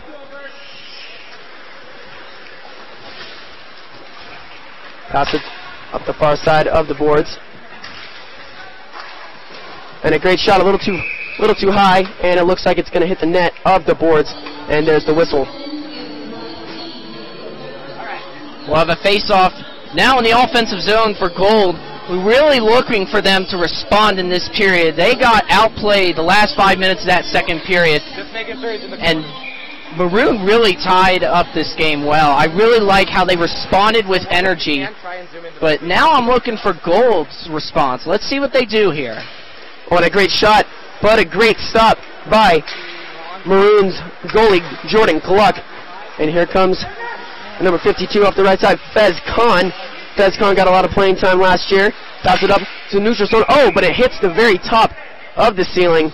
Looks like it was deflected off Gold's defensive man. And then there's the whistle. Look out below here. Very low ceiling here at Oceanside Arena. It's not like an NHL arena where the ceiling's very high. Didn't think we'd be talking about the ceiling in a hockey game, but anything can happen in hockey.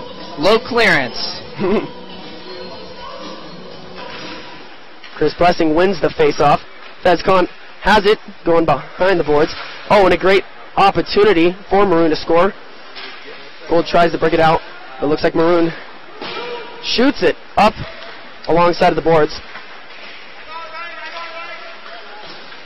Eric Rivard trying desperately to get the puck back, but is covered up by Al Taylor.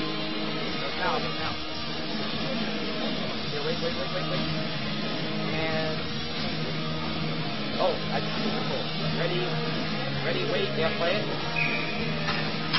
Never mind. Here comes another face-off. Win by Gold. Jared Levos pass it along the left side of the board. Coming up the left side. Good pass. Not really sure who's that going to. Whoa. Huge collision.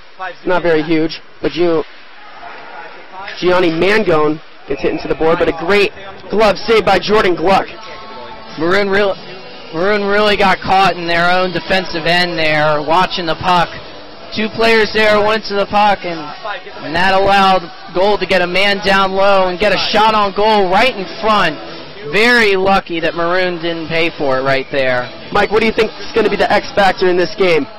I think it's honestly going to be who's going to get traffic to the front of the net, who's going to get a deflection on goal. Deflections in hockey are so hard to stop because you see the puck going one way, it just changes directions on you suddenly, and it's very tough for goaltenders to stop.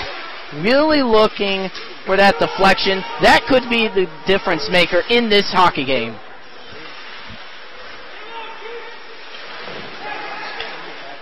Oh, and a great shot, but a great save by Al Taylor. Hits him right in the chest, and now Jared Levos coming up the middle of the ice. Oh, great pass, but it is intercepted by Maroon. Maroon with a great shot, great passing opportunity, but is deflected by Gold. Jared Levos once again with the puck. Pass along the right side, far side of the board. Corey Chisholm going up the right side. Good pass. Down to Ryan Francis. Ryan Francis scored the very first goal of the game, assisted by Corey Chisholm. Now Kyle Bowen tries to do some damage. Justin Butler going to chase that puck down. Gold really got caught up in that change there. If that defenseman had been there, they would have been able to keep the puck in the zone, but unfortunately, it just skidded right out of the zone, and unfortunately, that's a lost possession for Gold. Good passing by Justin Butler, and then they score! Great assist, ricochets off the goalie's knee pads, and Gold gets a great scoring opportunity and capitalizes on it. What do you think of that goal, Mike? I love the response by Gold. They got on the board, and they've really taken the momentum in this hockey game. This is going to set Maroon back some. I really love the response here by Gold. They were really reeling until that scoring chance happened, and they were able to capitalize on it. That's beautiful.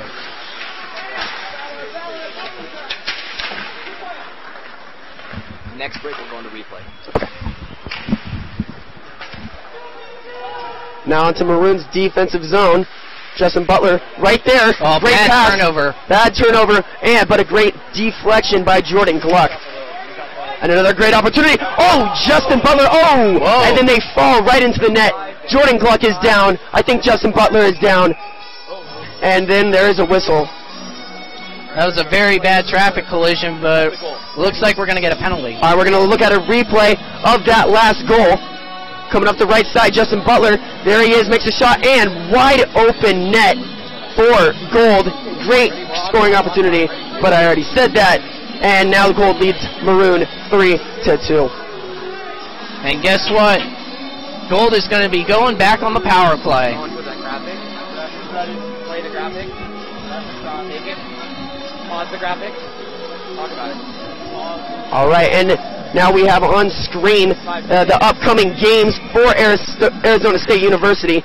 The ones in red are the opponents that Arizona State is going to be playing with Oklahoma, Liberty, Stony Brook. We'll go back to it. All right.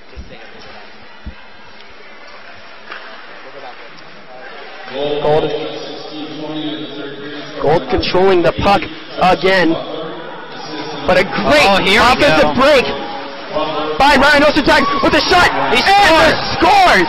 Top right shove. Ryan Ostertag unassisted. Great defensive play. Turns it into a great offensive play. Just a great all-around play, wouldn't you say, Mike? A great play for Maroon, not for Gold. Gold, really bad turnover in their offensive zone, and that's going to cost you every time. If you can't handle the puck along the blue line and a Maroon player finds it, that's an easy breakaway going the other way, and that was a beautiful shot. Glove side, and he wristed it and ripped it right by him. We got a tie game again, 3-3. Jared Levos with the pass to Tommy Cooney. Tommy Cooney loses control of the puck, but Mike Cummings is there. Tommy Cooney gets the puck back off the right side of the board. Tripped up a little bit, but Maroon sends it down back onto Gold's side of the ice.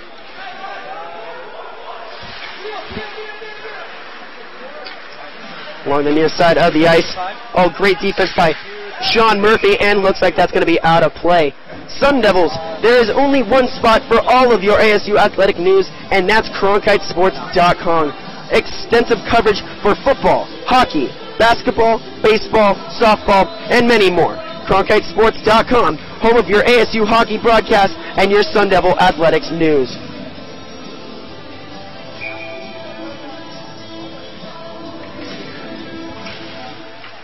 Tommy Cooney wins the faceoff. Back to Jared Levos. Defense sends it the goalie's way, but a little too far to the right.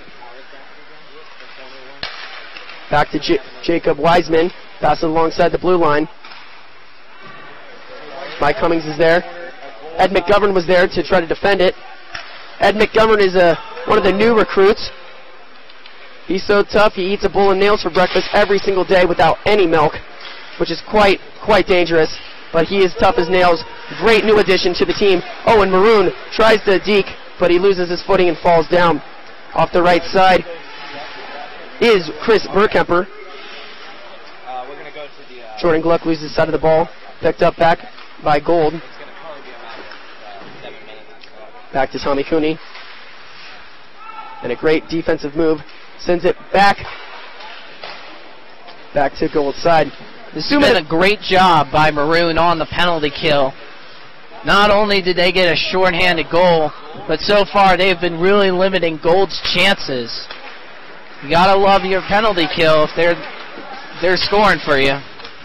Eric Rivard trying desperately to get the puck back. 1:40 left on the power play, and here comes Drew Newmeyer. Dishes it back off to Corey Chisholm, and Corey Chisholm is down on the ice, but he gets back up. There he comes again. Oh, off the goalie's face. Drew Newmeyer sets it up, passes across the blue line. Oh, but Kyle Bowen did not see the pass. Gets it in front of the goalie. A lot of sticks flailing, but no action. Kyle Bowen sends it back. And here comes Kyle Bowen with the shot. Oh, and it deflects off the goalie. Great rebounding opportunity, did not capitalize it. And Maroon gets the puck back. Passes it up. He was looking for Eric Rivard, but it wasn't there. Just a little Butler too breaks far. it up. A little too far. Yes, indeed. Hockey is definitely a game of inches, and you have to take as many opportunities as you can get. Gold just has not been able to get a whole lot going on this power play, an extended power play at that. They've had 4 minutes. They've had some chances, but they've had nothing to show for it on the scoreboard. Mike, how do you think Maroon keeps coming back right after Gold scores? It seems like they always score right back. Well, they're staying with them. They're staying with them toe-to-toe. They are matching them, and it seems like when one team scores, it seems like the other one's just going to say, and that's how it's been so far. Exactly. Game on. A lot of competition. Players desperately looking to get a spot on the roster. It looks like that penalty is going to be over in 2 seconds right now. Back to Justin Butler. And here comes Connor Schmidt back from the penalty box.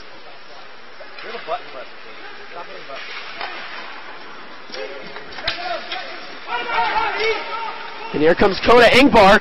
Koda Ingbar with a shot. Koda Ingbar was on the D2 team last year, and he is looking good to make this roster. Intercepted again by Gold. Gold is really getting outworked right now. Looks like Maroon is trying to take control of this game, and they're doing it through the turnovers. 2 straight bad turnovers by Gold, that's going to cost you, and the stoppage right here, that may be a good sign for the Gold team. The intensity of the Maroon team looks like it has picked up, getting a lot more opportunities on the offensive side, and Gold needs to start breaking their passes up and plays up, or else it's going to be a maroon-colored game.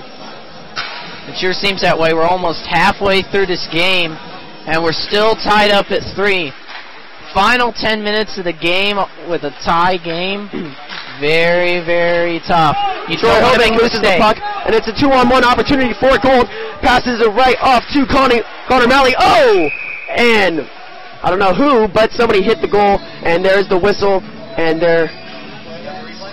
that stopped the play. Great 2-on-1 chance there for Gold. Gotta love it. But it came off the Maroon turnover. One break. Let's see what went wrong here.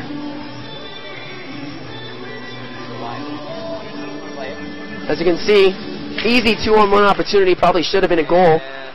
Tries to pass it, but Connor Malley just sends it way too high.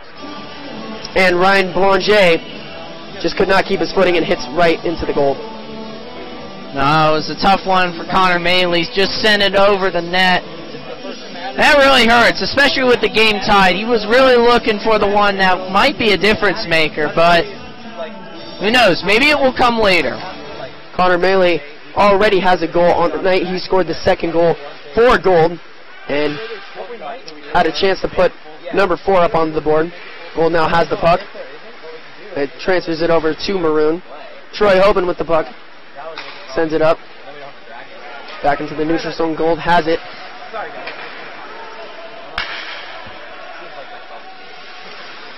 Troy Hoban is a veteran on this team. Looking really for him to step up in this game. Haven't really seen him do very much. Ooh, but a great opportunity for Gold, but picked up back up by Maroon. Coming up the near side of the ice is Daniel Goins, but good breakup by number 4. Still has the puck. Coming up the near side number 42, Connor Maley. And looks like he's going to take a seat on the bench. Substitutions being made by both teams. And here comes Connor Schmidt. Great puck handling skills Connor Schmidt has. He scored the tying goal, second goal for Maroon, my bad. And Connor Schmidt is a very aggressive player on both sides of the puck. And right now, he's my MVP, Mike. Who's your MVP? Right now, my MVP is probably Connor Maley. He's really been impressive throughout this game, and he's really been skating hard, working hard. I love his energy when he's on the ice. I agree completely with you. Gold side of the puck, Connor Maley definitely MVP so far. And on the Maroon side, Connor Schmidt. Sean Murphy playing very aggressively. Wins the faceoff for Maroon. Oh, but a good steal by Gold. Drew Newmeyer passes it up the backside of the boards. Jordan Gluck passes it back out. And here's a great 3-on-1 opportunity for Maroon. Here it is in the shot, and he scores! Sean Murphy with the assisted goal right past Al Taylor. What a great shot. Maroon definitely showed their discipline and control on that shot. Would you agree, Mike? I would absolutely agree. Man, Sean Murphy with that wrist shot. Just beat him stick side with that wrist shot, top shelf, and very, very impressive. But they had numbers running on that play. That was a 4-on-1. All right, let's take a look at that last play. Here it comes. Oh, and just a great assist. Let's take a look at it one more time. As you can see, 4-on-1. And just takes it, controls it, and just definitely snipes it. And here comes Ryan Ostertag. Oh, with the shot. Al Taylor is there with the save. Recently, Al Taylor's been facing a lot of shots. A lot of shots coming in, and some of these have been really tough to see, especially on that 4-on-1. If you have a 4-on-1 as a goaltender, that's very tough to stop anyway, because there are 4 potential places the puck could be going. And as a goaltender, being the only force to really stop the puck, that's really difficult. Al Taylor looks like he's getting caught by surprise whenever Maroon takes a shot. Puck now on Maroon's side of the ice. Passes back up. It looks like we're going to get an icing call. Puck will now be on Gold's offensive side. I mean, you could see the facial expressions on the Gold's defensive players. They were not happy with themselves after they just let off that goal by Sean Murphy. No, absolutely not, and they have a reason to be. It's those breakdowns, and I'll say it again. They really do kill you in a hockey game. If you have a defensive breakdown, that is a chance for the other team's offense, and that could be really bad news for you. And right now that's bad news for Gold because they are down by 1 with 7:42 remaining in this game. And the puck just got ice, so it's going to be back in Al Taylor's zone. And Gold's not going to be able to change players. Let's talk about Coach Greg Powers, head coach for the Arizona State Sun Devils. Coach Powers, this is his 5th season. He has the highest winning percentage out of any coach in ASU hockey history. He has 129 wins, 23 losses, and 8 extra time losses. Coach Greg Powers, he also won he won Coach of the Year last year as he led his team to back-to-back Final Four appearances and 1 national championship. Greg Powers is the best coach in ASU hockey history, and it's only getting more exciting this season with a lot of the new recruits that Greg Powers has brought back. They have a very impressive freshman class right now with Greg Powers. A lot of people who support ASU hockey really, really looking for him to lead the ASU Sun Devils to the promised land again. But it's going to be another tough road to get there. They've got a tough schedule. They got some tough teams to play. But it's a long season, and we'll see how that takes a toll on the Sun Devils. We'll see if they can handle the pressure. Jared Levos taking the puck from one side of the ice to another, and Gold almost just scores there. Good deflection by Jordan Gluck. Here comes Gianni Mangone, who just lost his stick. I'm sorry, that was Justin Butler. Gold now has the puck. Trying to find an open lane. Oh, Justin Butler was not paying attention, and that just caused a turnover. Coming up the ice is Chris Blessing. And a great shot by Fez Khan, but a great glove save by Al Taylor. That was a great glove save by Al Taylor, and I'm really wondering momentum up, and he's got to be feeling good after that save. Excellent glove save. His team is still in this game with 6:17 to go. It's a one-goal game. We'll see what happens. Drew Newmeyer passes it up.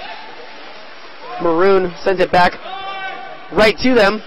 Just try to stay on sides. They come up the middle of the ice. Great pass to number 47, Patrick Udez. And a great slap shot and a great save. Oh, and there was a wide open net, but no Gold players were there. Trying to pass it up the middle.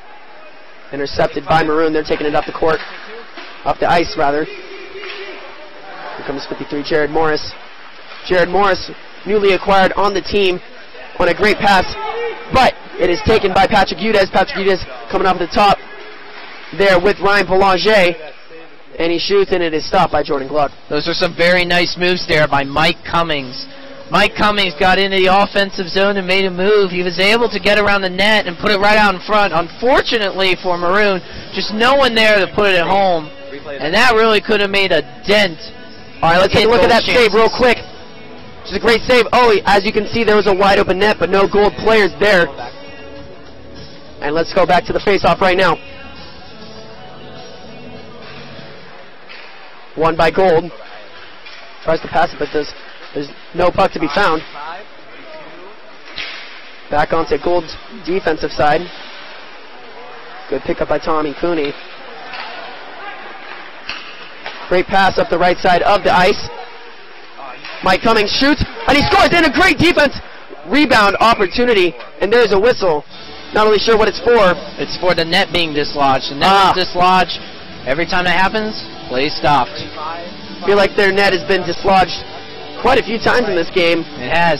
You know, interestingly enough, during the Olympics, the United States played Russia in the Sochi Games, and Russia appeared to score a goal and take the lead over the U.S. late in the third, but it was called off due to the net being dislodged beforehand. Some acrobatics displayed by Gold.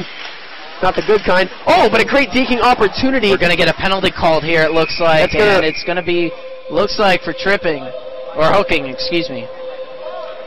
Zach Holsom tripped up. And looks like they're going to get a very much needed power play opportunity. Look for this power play opportunity to be big, big, big time for Maroon. All right, let's take a look at that penalty right here. It's a clear hook. He's Zach coming down the side. And he just gets a little tap right on the thigh, and that's just enough to trip him. Zach Holmstrom, they're really using his speed to get by the player. And just that little flick of the stick, that's a hook. A bad penalty by Gold at this time in the game. Connor Schmidt sets up the puck beautifully.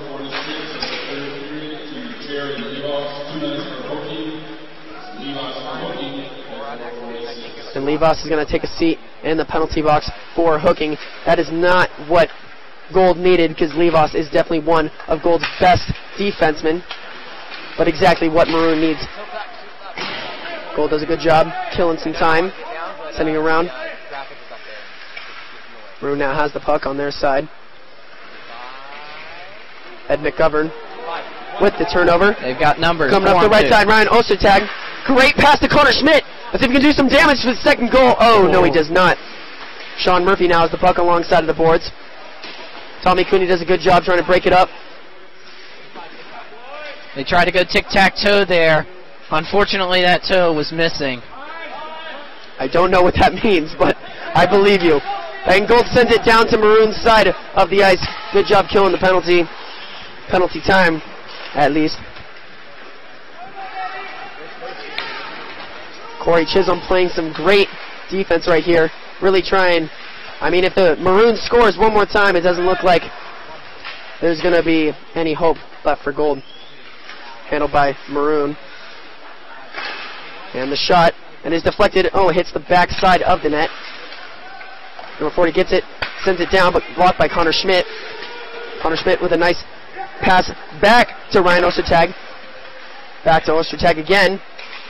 Pass it off to Sean Murphy. Sean Murphy looking for a lane. Back to Ostertag with the shot. Oh, but it's deflected and hits the ceiling net once again. Twice in one period. That's pretty surprising.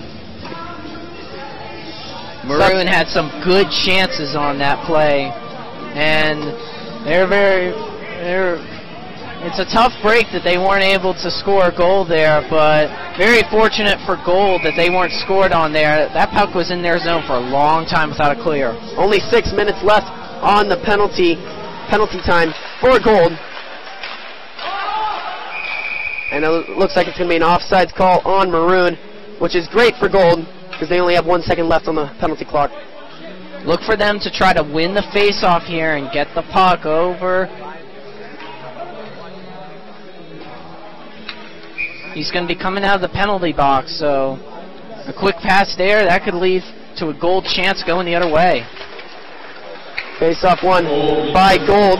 Jacob Heisman passes it up the court, sends it back near the side of Jordan Gluck.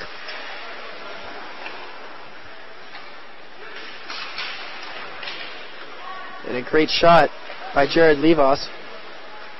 Handled by Maroon. Passes it up alongside Jacob Wiseman there. Great pass behind him. Didn't look like Ryan Francis could really handle that. And it looks like the puck's back in Maroon's hands. Oh, but great defensive play. Uh-oh. 2-on-0 break. 2-on-0 break. Here he comes. Jason Havlick. And he scores! Al Taylor definitely not happy with his performance right now. Just let up 2 goals in the third period. And it looks like Maroon has all the momentum leading into the end of this game right now. Yeah, it looks like Maroon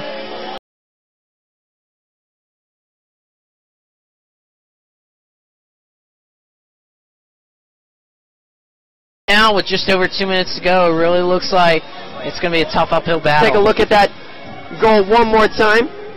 Haberlick just gets it. Looks like right in between the goalie's legs. He absolutely just wristed it right by Al Taylor. Very unfortunate for Al there. Connor Maley with a nice pass up the middle, and a good scoring opportunity by Ryan Belanger, but no puck is in the net. It looks like we're going to get an icing call, and it's going to go back to Gold's offensive zone. You know, you really got to feel bad for Al Taylor because some of the goals that have been scored on him really haven't been his fault. They've been mainly defensive breakdowns, and I really feel it for Al Taylor. That last goal was really not much of his fault. Yeah, a 2-on-0 break, that's very, very tough. Hard to do on a 2-on-0 opportunity. Number 40 snipes it, but is blocked by Jordan Gluck. Maroon now has it coming down the center of the ice is Chris Blessing. Eric Rivard has the puck alongside of the board. Chris Blessing tried to connect with Eric Rivard. Just unfortunate for Rivard, not able to handle it. Drew Newmeyer saw his pass. Connor Schmidt on his knees trying to get the puck back again. Connor Schmidt is playing very aggressive D. He's putting it all on the ice tonight. Sent down back to the Maroon side. Ed McGovern with the puck. And hits the ceiling once again. Is there a magnet on the ceiling, Mike? I don't know. I'm not really sure, but if this was an NHL arena, that puck would not be hitting the ceiling now. With a score of 3-5, Maroon winning with only 1 minute left. Gold needs to pick something up here if they want to eventually even tie this game up, let alone win it. Gold just pulled Al Taylor. They've got numbers now, 6-on-5. This is 6-on-5. Gold's last chance to try to make something happen, but down 2, it's going to be tough. They need to get one basically right now on this offensive shift. And here comes Zach Holstrom with the shot, but he misses. Here comes Gold on the far side, brings it up to the neutral zone and pass, but it looks like we're going to get an offsides call on Gold. 34 seconds left in the third period. Looks like Maroon's going to put this one in the bag, and Gold's going to be sent home crying. Perhaps so. It looks like it's going to be a crying shame for Gold. Gold was up 2-0 in this game. but just a breakdown late in the second period. And it seemed like Maroon had the momentum going their way.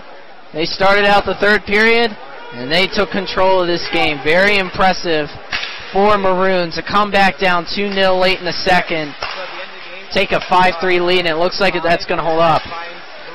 Maroon has possession of the puck once again. Final 8 seconds left in this period.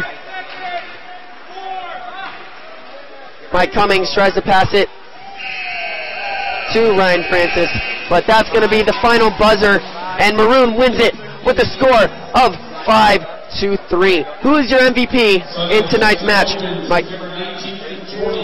If I could put it on the whole team, I'd put it on Maroon. I'd really give the whole team credit. This was a great team win, and they really came back down 2-0.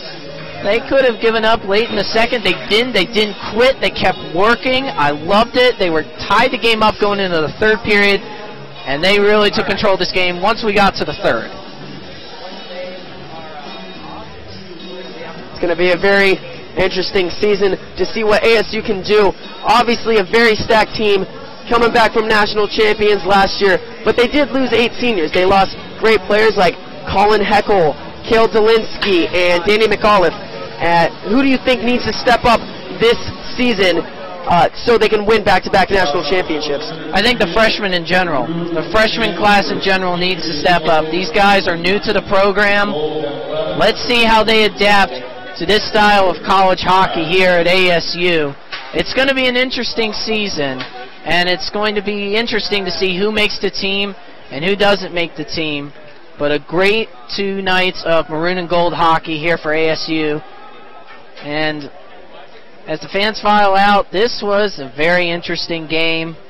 Very good game. Unfortunate collapse for gold in that late second period. And then when we got to the third period, it was just maroon domination. Maroon really took it to gold right from the opening face-off. And we'll see what happens. We'll see who makes the squad and who doesn't. Gold had all the momentum going into the second period, and I think one of the reasons why is because they had their all-star goalie, Robert Levin, in. And Robert Levin, when he's in, goals do not get scored on him, and ASU, just in general, just plays a lot better defense. And Robert Levin he's a sophomore this year, started as a freshman last year. He won Rookie of the Year, and he had the highest save percentage last year. So I think Robert Levin's going to have another great season. He's going to be the X factor, and he's going to be the reason why ASU is going to be very successful. Robert Levin was excellent in that first period. Maroon was taking shots on him, and he was absolutely lights out in that first period. He's a force to be reckoned with come this season. I guarantee you that. All right, and we're getting the signal. We got to wrap it up here.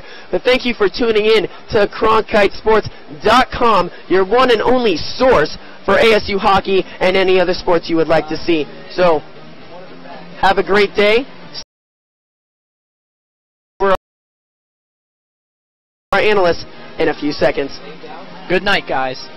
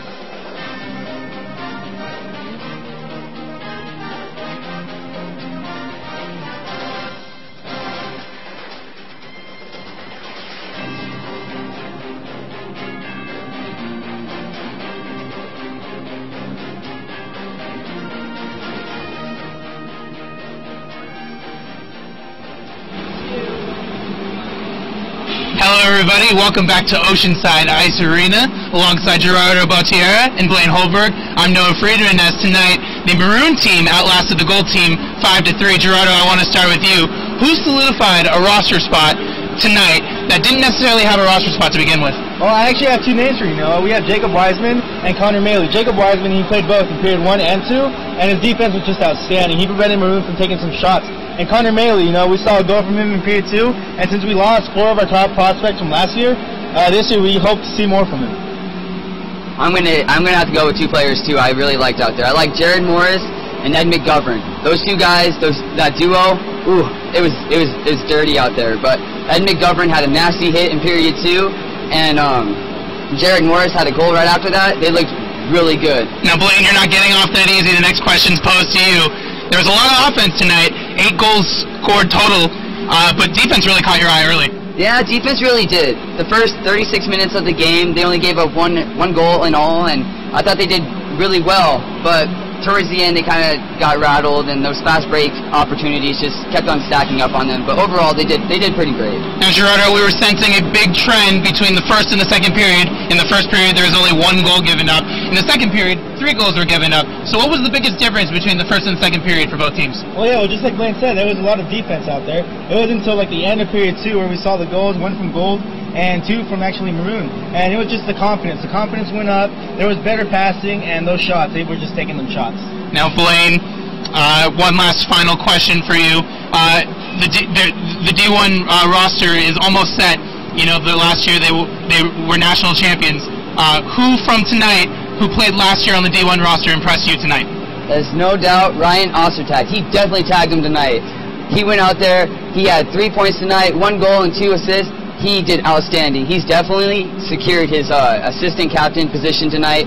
And no doubt, I'm excited for the rest of the season for this kid. Well, guys, I really couldn't have said it better myself. You've been watching the 2014 Division I ASU Ice Hockey Scrimmage. For Gerardo Baltierra, Blaine Holberg, and the rest of our fabulous cast and crew, I'm Noah Friedman saying so long from Tempe with our final score once again, the Maroon Team 5 and the Gold Team 3.